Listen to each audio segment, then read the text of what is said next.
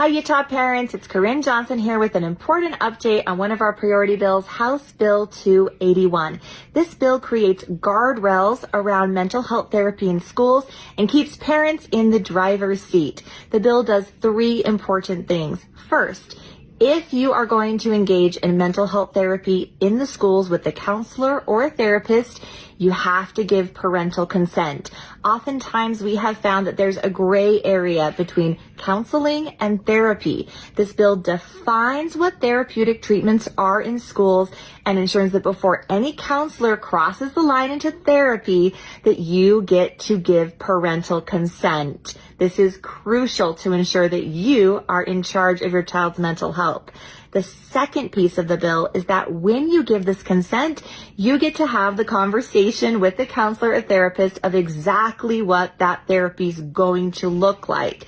You get to say what they're going to talk about and what they're not going to talk about. So if there are important sensitive topics or issues that you don't want discussed in the school setting with a counselor or therapist, those are off limits.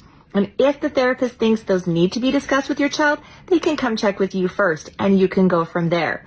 The third piece of the bill is a notification. Whenever the school is inserted into a relationship between a parent, a therapist, and a child, the parental notification and the parental involvement can kind of get set to the wayside.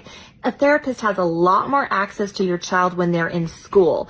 They can call the child down if there's an issue in class, or the child could go down voluntarily and talk to the therapist or the counselor. And oftentimes parents aren't notified properly or appropriately or timely of those instances.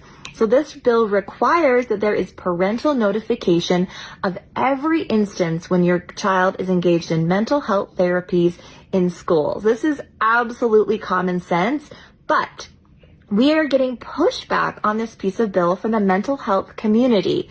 They're suggesting that a parent should have to opt in to receive this notification. We completely disagree, and we're asking you to contact your House rep immediately and ask them to support House Bill 281 and make sure to keep parents in the driver's seat, keep us in control, and do not support any amendment that would make parental notification of mental health therapy opt-in in Utah schools. This is a great bill this session. We're so thankful to Stephanie Grishius for sponsoring it, and we need to give her all the support we can to make sure that this bill passes the House.